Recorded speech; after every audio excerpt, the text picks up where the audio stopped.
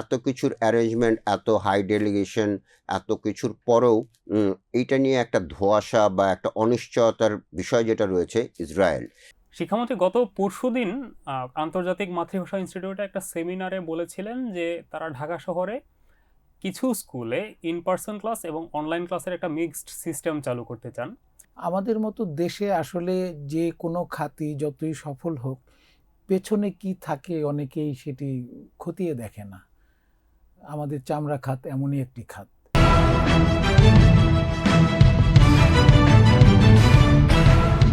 দর্শক, আমন্ত্রণ জানাচ্ছি টাইমস টুডেস হেডলাইন অনুষ্ঠানে। আপনারা জানেন এই অনুষ্ঠানে আমরা টাইমস অফ বাংলাদেশে প্রকাশিত বিশেষ বিশেষ কিছু খবর নিয়ে আলোচনা করে থাকি।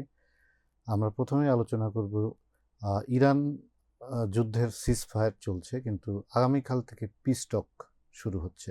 এ নিয়ে আমি আলাপ করব আমার সহকর্মী শেখ শাহরিয়ার জামানের সঙ্গে।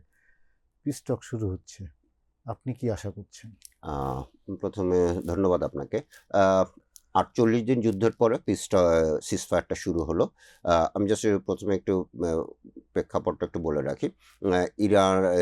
ইরান এবং ইসরায়েল ইউএসের যে কনফ্লিক্টটা, সেটার বিহাইন্ড দ্য সিন ডিপ্লোম্যাটিক্যালি সলিউশনের জন্য বেশ কয়েকটা দেশ দুতিয়ালি করেছে, এবং তার ফলশ্রুতিতে আমরা দেখলাম যে পাকিস্তানের পক্ষ থেকে একটা ঘোষণা দেওয়া হলো যে একটা সিজফায়ার প্ল্যান, সেটা আমেরিকাকে দেওয়া হয়েছে 10 পয়েন্ট, এবং যুদ্ধ শুরু হওয়ার মানে ডেডলাইন, ট্রাম্প সাহেবের যে ডেডলাইন ছিল যে তারপরে উনি একটা সিভিলাইজেশনকে ওয়াইপ আউট করে দেবেন, সেই ডেডলাইন শেষ হওয়ার 2 ঘন্টার আগে ট্রাম্প সাহেব বললেন যে আমি এই সিজফায়ার প্ল্যানের উপরে আলোচনা করতে রাজি। ইরান যে 10 পয়েন্ট দিয়েছে, এবং তারপরেই এই সিজফায়ারটা হয় 2 সপ্তাহের জন্য। স্বাভাবিকভাবে তখনই বিভিন্ন কূটনৈতিক মহলে তৎপরতা চলে যে পিস টক হবে, কে পার্টিসিপেট করবে, মানে বলতে আমি বুঝাচ্ছি যে কোন লেভেলে এই পিস টকটা হবে, কোথায় হবে, এগুলো নিয়ে পাকিস্তান এটা হোস্ট করতে চাইলো, এবং এই পিস টকটা পাকিস্তানি হচ্ছে শনিবার দিন সকালবেলায়। সেরেনা হোটেল, ওদের খুব নাম করা একটা হোটেল, সেই হোটেলে এটা হবে। প্রেক্ষাপটটা যদি আমি বলি যে এই পাকিস্তানে ৯-১০ দুদিনকেই পাবলিক হলিডে ডিক্লেয়ার করা হচ্ছে ইন ইসলামাবাদ, আর ১১-১২ মানে শনি রবি এটা তাদের ছুটি। সো ইসলামাবাদে অল টুগেদার 4 দিনের একটা হলিডে তারা এনজয় করছে। নাম্বার 2, ওই হোটেলে যত গেস্ট ছিল সব গেস্টগুলোকে ইভাকুয়েট করতে বলা হয়েছে ফর বিশেষ রিজন। তার মানে ওই হোটেলে শুধুমাত্র এই ডেলিগেশন এবং পাকিস্তানের ছাড়া আর কেউ থাকছে না। মিটিং দেখা যাচ্ছে যে পাকিস্তান আসলে খুব খুবই গুরুত্ব সহকারে নিচ্ছে, না নিয়েও উপায় নাই। এটা whole world is at stake. এর মধ্যে যেটা আমরা জানতে পেরেছি যে আমেরিকার পক্ষ থেকে তাদের যে ভাইস প্রেসিডেন্ট জেডি ভ্যান্স, উনি লিড করার একটা সম্ভাবনা আছে, সেটাই শোনা যাচ্ছে। আর ইরানের পক্ষ থেকে ওদের যে পার্লামেন্টের স্পিকার বাগের গিল, ওদের পার্লামেন্টের স্পিকার, উনি এটাতে লিড করবেন। স্বাভাবিকভাবে পাকিস্তানের ডেলিগেশন তো থাকবে। যেটা প্রাথমিকভাবেই আমরা যেটা জানতে পেরেছি যে 2 রুমে 2 ডেলিগেশন বসবে। মাঝখান থেকে পাকিস্তানের যে অফিসিয়ালরা যারা রয়েছে তারা একে অপরের কাছে মেসেজ কনভে করবে। ইটস নট লাইক যে এটা মুখোমুখি এটা আলোচনা হবে না, এটা 2 ডেলিগেশন 2 রুমে, এবং মাঝখান থেকে তাদের মধ্যে মেসেজ কনভে করা হবে। ইরানের পক্ষ থেকে বলা হয়েছে যে এটা খুব সম্ভবত 15 দিনের মতো তারা আশা করে যে এই নেগোসিয়েশনটা 15 দিনের মতো চলতে পারে, এবং সেক্ষেত্রেই তারা একটা ইয়াতে রিচ করতে চায় একটা কনক্লুশনে। হ্যাভিং সেড দ্যাট, এত কিছুর অ্যারেঞ্জমেন্ট, এত হাই ডেলিগেশন, এত কিছুর পরেও এইটা নিয়ে একটা ধোঁয়াশা বা একটা অনিশ্চয়তার বিষয় যেটা রয়েছে ইসরায়েলের বিষয়টা হচ্ছে গিয়ে যে প্রথমে যখন পাকিস্তান এই ঘোষণাটা দেয়, তখন বলা হয়েছিল যে লেবানন ইজ অলসো ইনক্লুডেড। এই পিস টকটা যেটা হচ্ছে সিজফায়ার, সেখানে ইরানে তো হামলা হবেই না, বা ইরান পাল্টা হামলা করবে না, এবং এটার সাথে লেবাননও ইনক্লুডেড থাকবে, যেখানে প্যাকেজের মধ্যে আসলে লেবাননও ছিল, শুরু থেকে ইনক্লুডেড ছিল, এবং সেটা টুইটও করেছে পাকিস্তান। হ্যাঁ, সবই এটা ডিক্লেয়ার করা হয়েছে, এবং তারপরে দেখা গেল কি ইসরায়েল বলল যে আমরা এটা মানি না, এবং এবং গত যেটা হলো যে সিজফায়ার ডিক্লেয়ার করার পরপরই যে আক্রমণটা করলো, ওরা 10 মিনিটের ভিতরে ওভার 150 টার্গেটসে অ্যাটাক করলো, এবং যেখানে 254 জন লোক মারা গেছে এবং 1111-1100-র বেশি লোক আহত হয়েছে। তো বুঝাই যাচ্ছে যে ইরান এই সিজফায়ারের পরে যে পিস টক হতে যাচ্ছে সেটাকে ভণ্ডুল করার জন্য বা এই পিস টক যাতে সফল না হয় সেটার জন্য যতদূর সব প্রয়াস, যতদূর সম্ভব তাদের পক্ষে যাওয়া ততটুকুই মানে যাচ্ছে। ইসরায়েলের কথা বলছি। ইসরায়েলের কথা বলছি। ইসরায়েল চাইছে না যে এই যুদ্ধটা এইখানেই থেমে যাক, যেটা একদমই পরিষ্কার। আদারওয়াইজ যদি পিস টকই করব তাহলে আমি আক্রমণ করব কেন, হামলা করব কেন? এবং যেখানে ট্রাম্প সাহেব নিজেই তো তার যে সোশ্যাল মেসেজিংয়ে সেখানে তো বলেছেন যে আমরা এটা নিয়ে আলোচনা করতে চাই। তো এইটা গোটা দৃশ্যটা দেখে মনে হচ্ছে যে আমেরিকার উপরে ইসরায়েলের যে প্রভাবটা রয়েছে সেইটাকে ইসরায়েল যতদূর সম্ভব ব্যবহার করছে। ২ নাম্বার হচ্ছে গিয়ে এই ধরনের এই পিস টকটা যাতে সফল না হয় সেটার জন্য তারা লেবাননের উপরে হামলাটা অব্যাহত রেখেছে এবং এটার মাত্রাটা অনেক গুণ বাড়িয়ে দিয়েছে যাতে করে ২ পক্ষই খুব শক্ত একটা অবস্থান নেয়। ইরানের পক্ষে এখন বলা সম্ভব না যে লেবানন নাই বলে আমি তোমার সাথে শান্তি করব, সেটা হবে না। এটা ইরানের পক্ষে বলাটা খুবই দুরূহ বা মুশকিল। আবার আমেরিকা যদি একটা শক্ত অবস্থান নেয় যে লেবাননকে বাদ দিয়ে আমরা আলোচনা করব, সেটা তো একটা কঠোর অবস্থান হতে পারে। In the meantime ceasefire যে কন্ডিশনগুলো ছিল একটা খুব গুরুত্বপূর্ণ ছিল যে স্ট্রেইট অফ হরমুজটা ওপেন হবে এবং এই বিষয়ে এটা তো ইরানেরই একটা প্রপোজাল ছিল যে তারা এটাকে রিল্যাক্স করবে। কিন্তু ২৪ ঘন্টা আমি যদি লাস্ট স্ট্যাটিস্টিক্সটা দেখি ২৪ ঘন্টার ভিতরে ওই স্ট্রেইট দিয়ে সাধারণত ১৫০'র মতো জাহাজ চলাচল করত। বাট ফার্স্ট 24 আওয়ার্স, সিজফায়ারের ফার্স্ট 24 আওয়ার্সে মাত্র ৬টা জাহাজ গিয়েছে। তার মানে ইরানও যে ঘোষণা দিয়েছে বা তারা প্রকাশ্যেই বলেছে যে লেবাননের যুদ্ধ না থামলে তারা স্ট্রেইট অফ হরমুজ ওপেন তো করবে না। দেখা যাচ্ছে সিজফায়ারে আসলে ইরানের উপরে যে আক্রমণগুলো সেটা বন্ধ হয়েছে এবং ইরান যে রিটালিয়েটরি অ্যাটাকগুলো সেটা করতো বন্ধ হয়েছে। সেটা বন্ধ হয়েছে, কিন্তু বাকি সবকিছুই যেমন বিজনেস অ্যাজ ইউজুয়াল। লেবাননে আরো বেশি করে অ্যাটাক শুরু করেছে ইসরায়েল। হুম। এদিকে স্টেট অফ হরমুজ কিন্তু আগের মতোই চলছে, আগের বোঝা মতোই যাচ্ছে। রয়েছে। মানে স্ট্যাটাস কো যদি কিন্তু বলি ধরুন এই যে এই সিচুয়েশনটা, এটার আসলে তো সবকিছুকে মনে হচ্ছে যে ভোলাটাইল করে দিচ্ছে এই ইসরায়েলের যে অবস্থান। ইসরায়েলের অবস্থানের কারণে যদি আমরা প্রথম থেকেই দেখি যে এই ধরনের আক্রমণের পেছনে যে ইসরায়েলের যেটা ইন্ধন ছিল এটা আমরা বিভিন্ন রিপোর্টে দেখেছি এবং বিভিন্ন বিশ্লেষক ওই একই কথা বলছেন যে এই আমেরিকান অনেক গোটাতে পলিটিশিয়ান, তারপরে ধরেন অনেক বিশেষজ্ঞ, তারা পর্যন্ত এটা বলেছে European global global politician, politics তাদের সিম্পল পয়েন্ট হচ্ছে কি আউট অফ দিস ওয়ার আমেরিকার বেনিফিটটা কই এটা কিন্তু ক্লিয়ার না। যদি আমি এভাবে দেখি যে যে স্ট্রেইট অফ হরমুজের কথা তারা এখন বলছে এইটা তো যুদ্ধের আগেই খোলা ছিল এবং ইরান তো কখনো এটাতে বাধা দেয়নি এই চলাচলে। এখন ওটার জন্য আবার নেগোসিয়েশন করতে হচ্ছে। তা আমেরিকার লাভটা কোথায় out of this whole thing? এইটা না কিন্তু এই এই প্রশ্নের উত্তর কিন্তু কেউ সদুত্তর দিচ্ছে না। তো ফলে এখানে ইসরায়েলের যে ইন্ধনের যে বিষয়টা সেটা কিন্তু খুব সামনে আমেরিকানরাই এখন প্রশ্ন করছে যে আমাদের লাভটা কোথায়? ইসরায়েলের কথা আমরা কেন যুদ্ধ করছি? তো যাই হোক, আমরা চাই যে পিস টক হোক এবং সেটি সফল হোক, যুদ্ধ বন্ধ হোক এবং স্ট্রেট অফ হরমুজ খুলে যাক। হুম। এবং এই যে সারা বিশ্বব্যাপী একটা হচ্ছে যুদ্ধের তো একটা মানে ধরেন ইম্প্যাক্ট। ইম্প্যাক্ট আছে যে যারা যুদ্ধ করছে তারা সরাসরি এফেক্টেড হচ্ছে, আরেকটা আমি আপনি সারা বিশ্বই এফেক্টেড হচ্ছে এই কারণে। হ্যাঁ, তো এইখানে এইটা বন্ধ হোক, এটা আমরা চাই, আমরা শান্তি চাই। দর্শক, শিক্ষামন্ত্রী গতকাল ঘোষণা দিয়েছেন হাইব্রিড স্কুলিংয়ের কথা। সেক্ষেত্রে শুধু ঢাকাতেই কিছু কিছু স্কুলে অনলাইনে ক্লাস নেওয়া হবে, আবার কিছু কিছু স্কুলে হয়তো ফিজিক্যালি ক্লাস নেবে। এই নিয়ে নানান আলোচনা সমালোচনা এবং ধোঁয়াশার সৃষ্টি হয়েছে। এই নিয়ে আমি আমার সহকর্মী তৌফিক মুবিনের সঙ্গে আলোচনা করব। তৌফিক মুবিন, এই যে শিক্ষামন্ত্রী একটা ঘোষণা দিল, মানে এটা ঘোষণার মধ্যেই তো আসলে নানান ধরনের কনফিউশন আছে মনে হচ্ছে।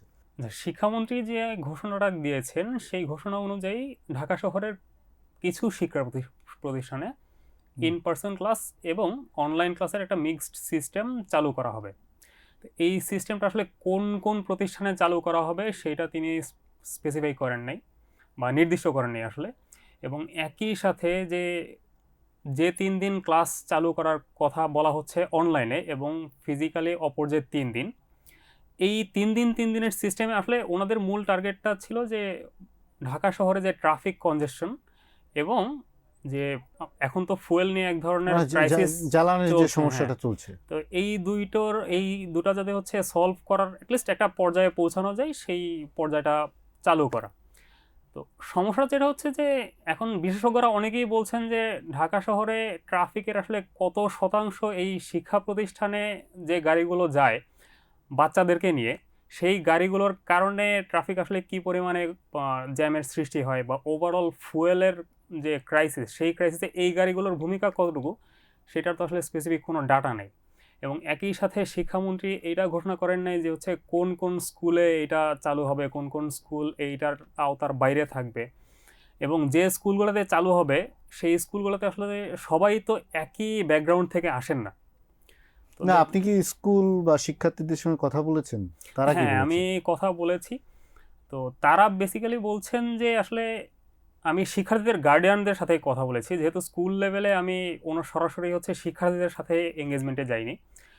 তো যাইনি আসলে সেভাবে বলা যাবে না, শিক্ষার্থীরা অনেক ক্ষেত্রে আসলে নিজেদের নাম প্রকাশ করতে চান না, তো আমি নাম প্রকাশ করতে চাচ্ছি না আসলে। তো তারা যেটা বলছেন, গার্ডিয়ানরা যেটা বলছেন যে অনেকেই হয়তো দেখা গেছে বাবা মা একসাথে চাকরি করেন। তো আগে তো আমাদের অনলাইন ক্লাসের একটা চালু হয়েছিল, সিস্টেম চালু হয়েছিল করোনা ভাইরাসের সময়, 2020-21 সালে। তো ওই সময়ের আউটকামটা খুব একটা ভালো ছিল না। তো এই একই সিস্টেমে আমরা আবার যাব কোনো ধরনের হচ্ছে ফিজিবিলিটি স্টাডি ছাড়া, এটা তো আসলে খুব ভালো কোনো আউটকাম বয়ে আনবে বলে তারা মনে করছেন না। এবং যারা বাবা মা দুজনেই কাজ করেন বাইরে, তাদের জন্য যেটা হবে যে আলাদা করে সন্তানের জন্য একটা ডিভাইস কিনতে হবে, এবং সেই ডিভাইসটা তো আসলে তারা কন্ট্রোল করছে না, কন্ট্রোল করবে সন্তান। সো সন্তানের সেইখানে ডিস্ট্র্যাক্টেড হয়ে যাওয়ার একটা বড় ধরনের সম্ভাবনা আছে ডিজিটাল ওয়ার্ল্ডে। আবার ধরেন ইন্টারনেটে ক্লাস, আমাদের ইন্টারনেটের কানেকশন মানে অনেক সময় স্পিড এত স্লো যে আমরা ফোনেই ঠিক মতো পাই না নেটওয়ার্ক। তো সেখানে তো ভিডিও ক্লাস যদি হয়, মানে আপনার অনলাইন ক্লাসে তো আসলে দেখতে পায় একজন আরেকজনকে, তো সেটাও তো একটা প্রবলেম তৈরি করতে পারে। আসলে এইটা নিয়ে গার্ডিয়ানরা খুব বেশি কনসার্ন ছিলেন না, যেহেতু শিক্ষামন্ত্রী বলেছেন যে আপাতত ঢাকা শহরে। কিন্তু এটা নিয়ে যখন আমি এক্সপার্টদের সাথে কথা বলতে গেছি, তখন ওনারা কনসার্ন প্রকাশ করেছেন যে যেহেতু একটা প্ল্যান চালু করা হয়েছে, সেটা তো পর্যায়ক্রমে সারা দেশে চালু করার একটা হিসাব কিতাব নিশ্চয়ই মন্ত্রণালয়ের আছে। এবং ফুয়েল ক্রাইসিসটা তো শুধুমাত্র ঢাকা শহরের মধ্যে সীমাবদ্ধ না, সেটা তো সারা দেশের মানুষের জন্যই একটা আসলে বিপর্যয়কর পরিস্থিতির সৃষ্টি করেছে।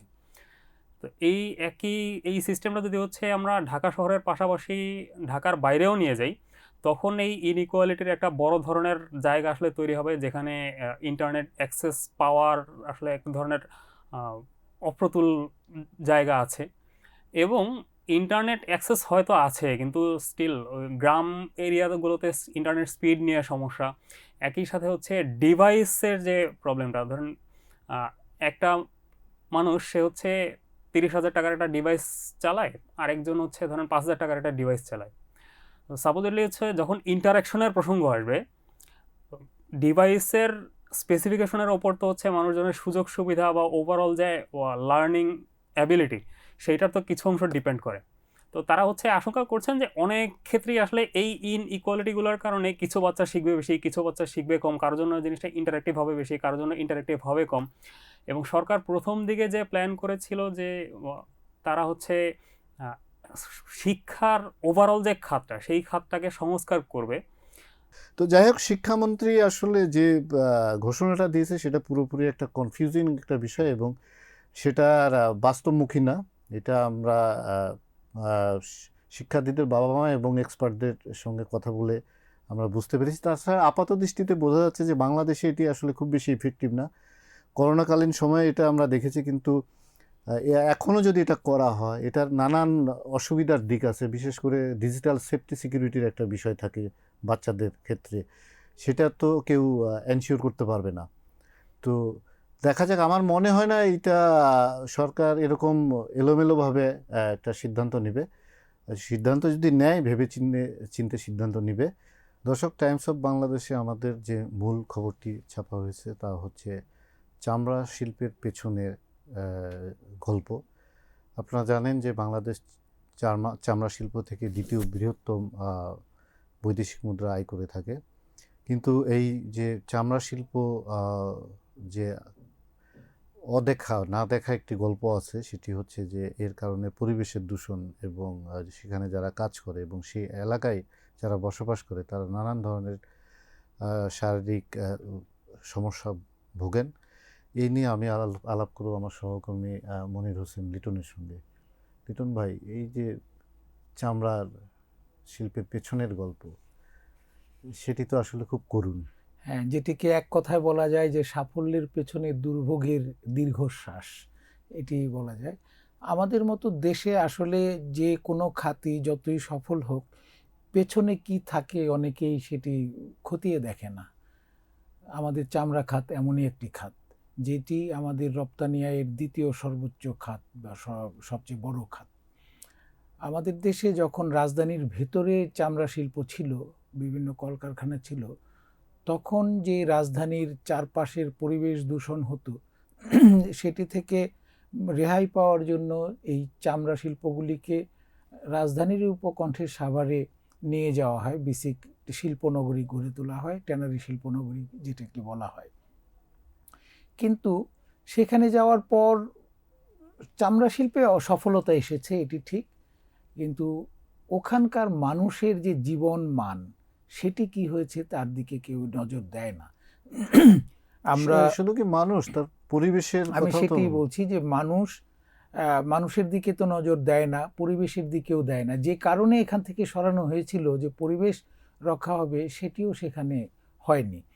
এবং এটির দিকে আমাদের রিপোর্টার যেটি নিয়ে এসেছে, যে মানুষকে দেখানো যে এই সফলতার পেছনের যে কষ্টের কাহিনী, সেখানে যারা কাজ করে, এসব চামড়া শিল্পে, এই চামড়ার কারখানাগুলিতে যারা কাজ করে, তারা কি অবস্থায় কাজ করে, তাদের স্বাস্থ্য ঝুঁকি কতটা বেশি। তারা কোনো রকমের সুরক্ষা সামগ্রী ব্যবহার করে না। দু একটি কারখানা হয়তো নামে মাত্র কিছু সামগ্রী দেয়, যেটি একেবারেই অপর্যাপ্ত। এ কারণে তাদের যে রাসায়নিক ব্যবহার করতে হয়, সেগুলি হাতে মুখে শরীরে লাগে এবং সেই রাসায়নিকের মাধ্যমে তারা অসুস্থ হয়ে পড়ে। বিশেষ করে চর্মরোগ ওইখানকার একটি সাধারণ বিষয় হয়ে দাঁড়িয়েছে।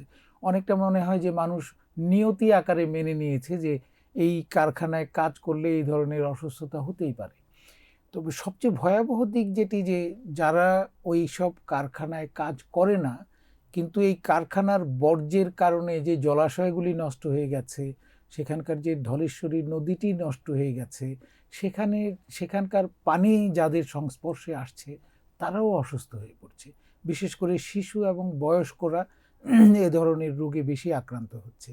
এই দিকটিতে আমাদের নীতি নির্ধারক মহল খুব একটা নজর দেয় বলে মনে হয় না। এটি তো ধরুন নতুন বিষয় না যে হঠাৎ বিষয় করে না। এসেছে, এটা তো বছরের পর বছর চলে আসছে। আমরা এটা নিয়ে অনেক লেখালেখি করেছি, অনেক সমালোচনা হয়েছে, অনেক সুন্দর সুন্দর ফটোগ্রাফসও ছাপা হয়েছে, তো কিন্তু এটা তো কেউ কোনো নজর দিচ্ছে না। আমাদের নীতি নির্ধারকরা সফলতার গল্প শুনতেই বেশি পছন্দ করে।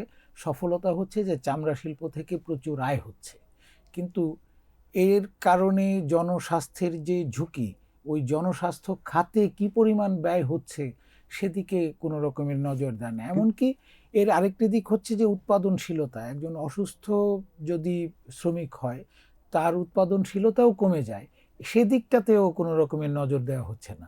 আমাদের রিপোর্টার সেই বিষয়গুলি তুলে এনেছেন। না, আমরা দেখেছি যে আমাদের রিপোর্টার সঙ্গে কথা হচ্ছিল, সে বলছে যে এই ট্যানারির ওখান থেকে 10 কিলোমিটার দূরে যারা বসবাস করে বা যে স্কুলগুলো, সেখানেও বাচ্চাদের বা অনেকের শরীরে এই চর্মরোগ দেখা দিয়েছে। মানে প্রভাবটা অনেক দূরে চলে গেছে। কিন্তু ধরুন যখন ট্যানারিটা ঢাকা থেকে ওখানে স্থানান্তরিত করা হলো, তখন তো একটা পরিকল্পিতভাবেই করা হয়েছিল। এই পরিকল্পনার একটি অংশ হচ্ছে প্রত্যেকটি কোম্পানিকে বাধ্যতামূলকভাবে বর্জ্য শোধনাগার বা ইটিপি স্থাপন করতে হবে। বেশিরভাগ কোম্পানি করেছেও, কিন্তু দুর্ভাগ্যজনকভাবে যেটি হয় সেটি হচ্ছে যে কোনো কোম্পানি তাদের ইটিপি কাজে লাগায় না। শুধু সরকারি আইন মানার কারণে মানার জন্য ইটিপি স্থাপন করেছে, কিন্তু ইটিপি চালাতে গেলে তার বিদ্যুতের ব্যয় হয়, তার যে রাসায়নিক, এই সব কিছু মিলিয়ে ইটিপি চালানোর পেছনে কিছুটা খরচ হয়। সেই খরচটুকু বাঁচানোর জন্য তারা এই ইটিপি কখনো চালু করে না, মানে মুনাফা বেশি করার জন্য, জি, যদি অন্যভাবে বলা যায়। হ্যাঁ সেটি। এবং এ কারণেই বর্জ্য শেষ পর্যন্ত ইটিপিতে শোধন হয় না, সেটি বরং পরিবেশের মধ্যে ছড়িয়ে পড়ে, গাছপালা নষ্ট হয়ে যাচ্ছে, মরে যাচ্ছে, নদীর পানি দূষিত হচ্ছে, নদীতে মাছ জীবিত থাকতে পারছে না, নর্দমার সৃষ্টি হচ্ছে, নর্দমার সৃষ্টি হচ্ছে। এবং আমরা দেখেছি যে ওই নর্দমার ভিতর দিয়ে বিশেষ মানুষ করে যাওয়া আসা শিশুরা করছে। যখন চলাফেরা করে, শিশুদের মধ্যে তো ওই সচেতনতা নাই, তারা জলাশয়ে প্রায় নেমে পড়ে। তো তারা এইসব জলাশয়ে নামছে এবং এই খুজলি পাচরা সহ নানান রকমের রোগে আক্রান্ত এর কি কোনো সমাধান নেই? সমাধান আছে অবশ্যই। নীতি নির্ধারকরা যদি এদিকে একটু নজর দেয়, বিশেষ করে এই টিভিগুলি যাতে কোম্পানিগুলি ঠিক মতো ব্যবহার করে, সেটি যদি নিশ্চিত করতে পারে, যেটি আইনে রয়েছে, সেটি নিশ্চিত করতে পারলে পরিবেশ দূষণটা অনেকটাই কমবে, এক। আর দুই হচ্ছে যে কারখানায় যদি ঘন ঘন নজরদারি চালানো হয় যে তারা শ্রমিকদের জন্য সুরক্ষা সামগ্রী যথাযথভাবে সরবরাহ করছে কিনা, শ্রমিকরা সুরক্ষা সামগ্রী ব্যবহার করছে কিনা, এগুলি যদি নিয়মিত তদারক করা হয়, তাহলে আমার বিশ্বাস এবং আমাদের যে রিপোর্টের কথা অনুযায়ীও যা হয় যে সেখান থেকে অনেকটাই পরিস্থিতির উন্নতি হবে। দেখা যাক, এতদিন তো হয়নি, আমরা আশা করি নতুন সরকার হয়তো কোনো পদক্ষেপ নেবে। তাদের নীতি নির্ধারকরা কি করতে পারে সেদিকেই আমরা আশা করে আছি।